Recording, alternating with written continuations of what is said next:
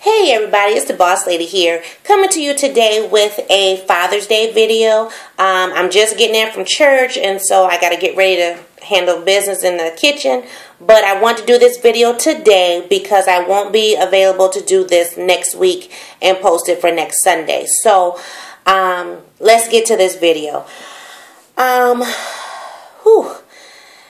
You guys know that I've mentioned at least once or twice in one of my videos that my birth father has passed, and so I still want to pay homage to him and wish him happy Father's Day, even though he is no longer in the land of the living. One thing the pastor said at church today was the title of the message was "I Don't Look Like What I've Been Through," and so yeah, been through a lot with my birth father, and it was a tremendous journey that we had. I am thankful and grateful that we made amends prior to his departure from this life. And so I just want to share a few things with you about my father, and then continue to wish the other men in my life a happy Father's Day. So let's get to it. When baby girl graduated from high school back in 2010, my father said he wanted to come to the graduation. She is the first grandchild on both sides of my family. So on my mom's side and my father's side, she's the first grandchild. And so he made it a point to make sure he was here for her graduation. While here, we took lots and lots of pictures. We wanted just to have those memories. And I told my husband there was one final picture I wanted to have taken, and that was a picture between my father and I. We had did pictures with my sisters and, my kids and my sister's kids and, and all the grandchildren pretty much that were here. But I wanted to have a picture with my father and I because I didn't have one. I don't remember having one. I think there's pictures when I was a little girl, but none as an adult. So even though we were, in our after Sunday best clothes or whatever, I still didn't care. I wanted to take that picture. And so when he died, I asked my husband to change the graphics on the back, change the background to something pretty much kind of showing him descending up into heaven. And so he did. He changed the background for me, and I'll show you what the picture looks like. I will say the picture, you can't really make out all the features because as you take a picture and if you have it blown up, depending on the quality, it may kind of wash out the features, but you still can see one key point in the picture, and that is our smile. I have my daddy's smile. So here's the picture. And it looks like this. And I'm sorry for the glare from the windows, but you can still see, our smile. And it just says me and my daddy. And then in the bottom corner it says I love you. And then I got this frame from, I believe it was from Kohl's. I wanted a nice scroll type frame, and I thought the frame was just beautiful. I think I only paid like $9 or $10 for it, but I thought it was just very nice. It was kind of antique-ish. And just a very nice fitting frame for the picture. When my father died, he didn't have a lot of worldly possessions. And so one thing that I asked for was, it was something that seems weird to people when I tell them, but anyway, it was his last bottle of cologne. They had offered me like a shirt or his glasses, his reading glasses, and I said, well, I don't know my daddy to wear glasses. I mean, every time I seen daddy, they didn't have glasses on, so that wasn't dear to me, but I asked for his last bottle of cologne, and so they obliged, they gave it to me, and so as you can see, there's barely, anything in there. The brand is Stetson, and this brand of cologne, it's an old school. This is what we call them the old heads. That's what they wore back in the day. So, I only knew one other man in my life who wore this, and it was my old best friend's father. And so we always would say, oh, we got same daddy, different mama, because our dads wore the same cologne. And, but anyway, my family didn't understand why I wanted this bottle of cologne, but when I open it and I smell it, I smell my daddy. Like he walked into the room. And it just makes my heart pitter-patter. Like he's just sitting here with me now. Like I can just smell him. Like he just walked through the room. Daddy would put this on every day. And you always knew Daddy had walked through, because, I mean, he just smelled so good in this cologne. And so this is near and dear to my heart. I know I had asked, what was the brand that Daddy wore? And, I thought about going and buying like a full bottle. But then I said no, because that's still, I mean, yeah, it's the smell, but it's not significant. I know when I touch this, he touched this. And I know you guys are seeing tears, and I'm doing this raw and uncut. But this is real. So this is near and dear to me. And like I said, people think it's weird, and that's okay, I'm not here to please nobody else, This is all about Boss Lady. So, like I said, this is near and dear to me, and so I'm thankful and I'm grateful for this. One thing Daddy gave me prior to his passing, and I think it was like a couple years before he had passed, when I was a little girl and I would go and visit my daddy, I always would look at his keys. I don't know why, but I always looked at his keys, played with his keys and stuff. And there was a ring on his key ring. And so I would ask Daddy about that ring all the time. I remember asking him about that from being, very small, 4 or 5 years old, all the way up until I was grown. Daddy, what's that ring? And, he always would say the same thing. That's the ring from when I was married to your mama, girl. That's how, that's how Daddy sounded.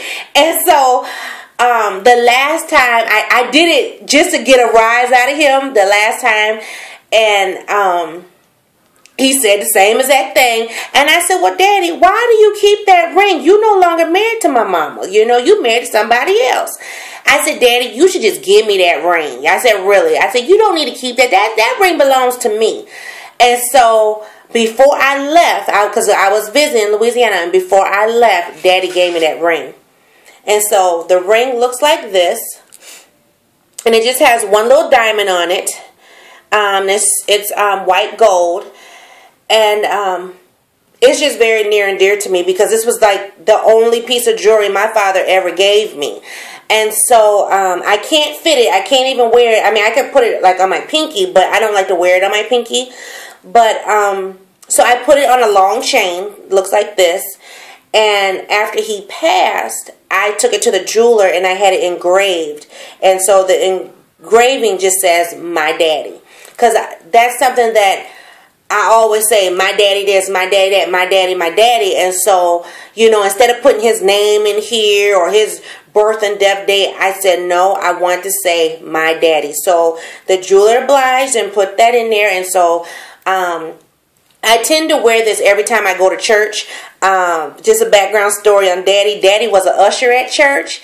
And I used to tease him as I got older because, sometimes Daddy could be grumpy. And I would tell him, Daddy, now you can't be like that. I said, the usher is the first person that people see when they come inside the church. And if you're mean and nasty, they not going to want to visit no more. So, oh, girl, hush, But, so I wear this, pretty much every Sunday, and I always say, come on, Daddy, time to go to church, time to get on your post.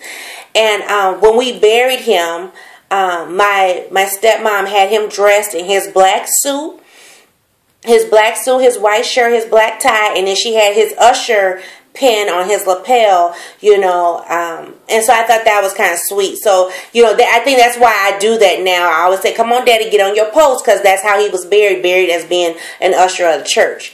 So, and I will tell you, going south, you had no option of not going to church. Just because you're on vacation didn't mean nothing.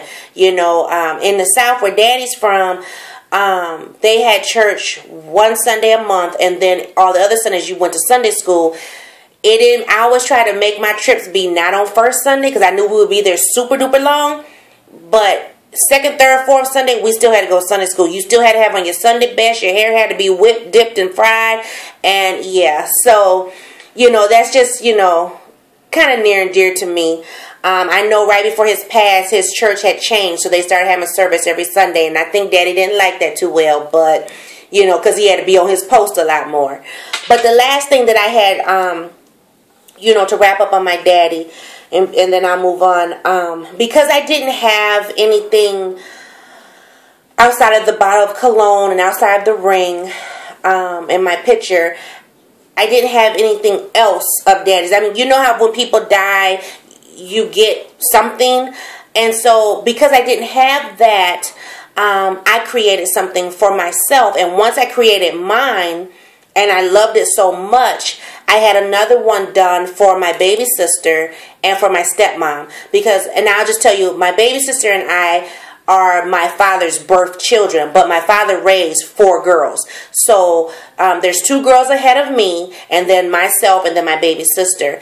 And so just, you know, to be nice and, you know, loving, after I created what I did for myself, like I said, I had one done for my stepmom and for my baby sister, and then I shipped it to them, and they were able to open it for Mother's Day. So I had a plaque done in remembrance of my father, and it looks like this. And so this is a picture of him, and you can't really see it because of the reflection, but they etched him in black and gold. They used a picture that was given to me out of the newspaper, and so that was the only picture I had that was a clear enough picture of him. And then at the bottom, you see my dove. And, you know, I've mentioned it in a lot of my videos about the dove representing my father. And it just says, our morning dove. And then we have our scripture, 2 Timothy 4:7. And I can't quote it word for word, but it starts off with, I fought a good fight. And Daddy definitely fought a great fight. And so, you know, it says, rest in paradise up here, and that's also what my tattoo says on my arm. It says rest in paradise as opposed to rest in peace, and then it says Daddy underneath the dove. And so it just has his name, it has his birth and death date, and then it has who leaves to mourn, or who leaves to cherish him, not mourn him, but, you know, because we cherish his memory, we're not mourning him. So, you know, it's just his wife, his 4 daughters. As I mentioned, he has 4, 2 birth and then 2 bonus. And then he has 3 son-in-laws. He has 9, well, he has 8 grandchildren, 1 goddaughter, and then 1 great-grandson. And then just last year, he ended up getting another great-grandchild, a great-granddaughter. So Daddy had, you know, he had a great life.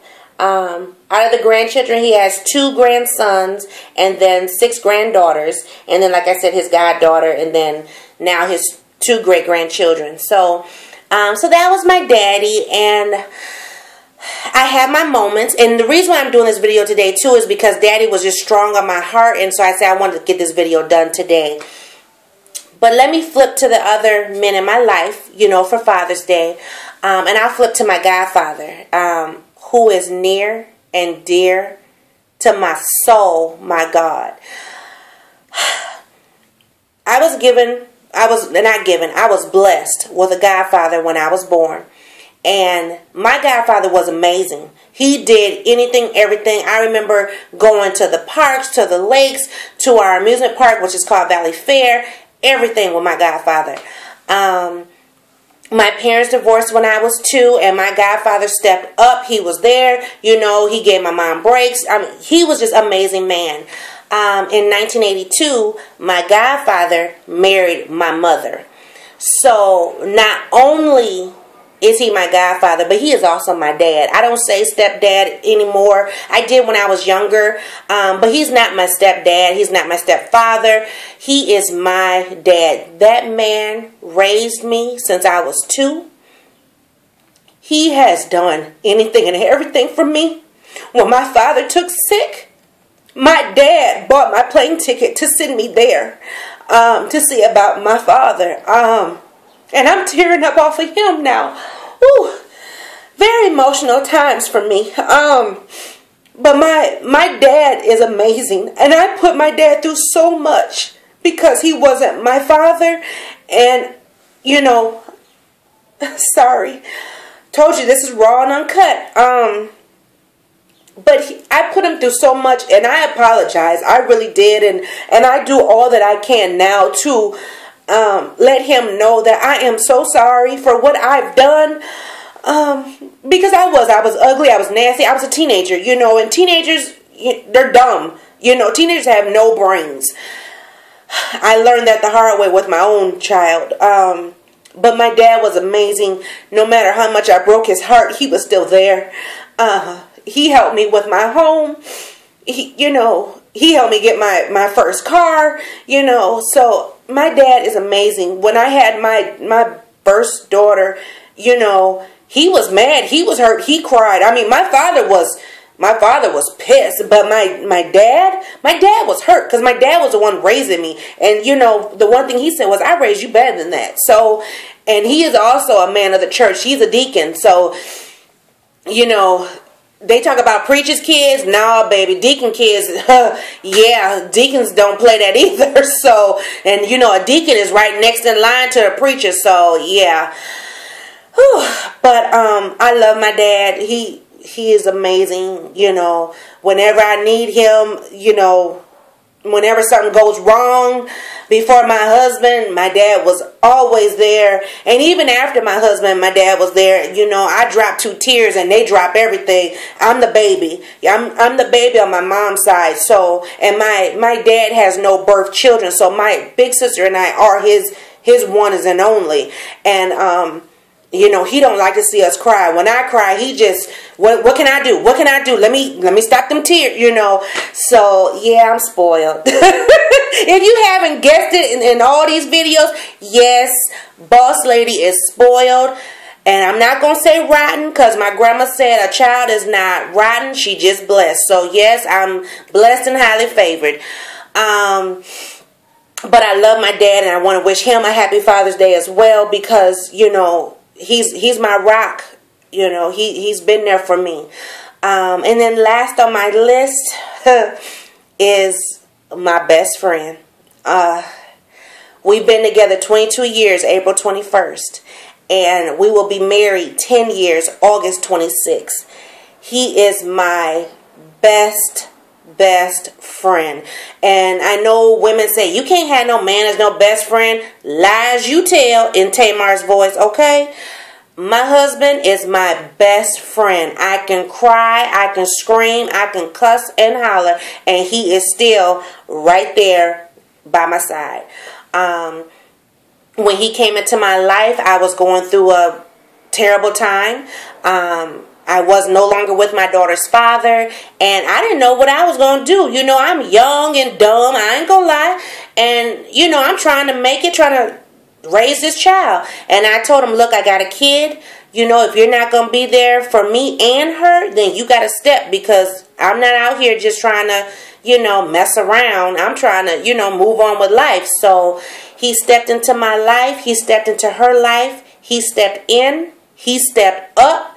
And he's just amazing. He's just amazing. He's raised her since she was 2. Just like, you know, my dad raised me.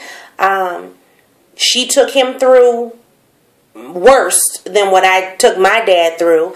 But no matter what, he is still there. And, you know, they had some trying times. They didn't speak for like 5 years. And they just now reconciled within the last 3 months. And it's just amazing. So, you know, and because he didn't do nothing wrong. So he was like, you know, until you step up and apologize, you know, things going to be how they are. And so I commend him for that because, you know, he went through it. And even my father, before he passed, he would always ask, you know, how's your husband doing? Tell him I know how he feels, you know, because not my big sister, but the next daughter in line took my daddy through it just as well. So I don't know. It's something with bonus fathers and daughters. You know, there's a period where we send the men through hell. So, you know, my father went through it. My dad went through it. My husband went through it. I don't know why we do it, but that's just the way of life, I guess. But once again, my husband, you know, he's a solid rock. And, you know, when we got married, I told him, I said, you know, even though you have raised one, you know, your bonus daughter, you need to have one of your own. And so, you know, it took a minute to get Peanut, you know, to get pregnant. You know, we had to go through some things, and we walked through that fire hand in hand, heart to heart, and God blessed us. And Peanut is here. She is a carbon copy of her father, in spirit and in truth. But it's amazing, and to see him with his own flesh of his flesh, it just does my heart so good. I have pitter patter, you know, in my heart, because he is an amazing father. I mean, I thought he did an exceptional job with baby girl, but with Miss Peanut, it's just something else, you know. And that's Daddy's baby. I mean, she stuck to my hip, but that's Daddy's baby. So I just want to wish my husband a happy Father's Day. I mean, I always used to say, you know, happy Father's Day, you know, before Peanut, but now even more so. And I try to make sure that he knows how much he is appreciated, because he does a lot, you know, and he doesn't have to. So with that being said, you know, and to all the other fathers out in the world, you know, I hope they all have a happy Father's Day.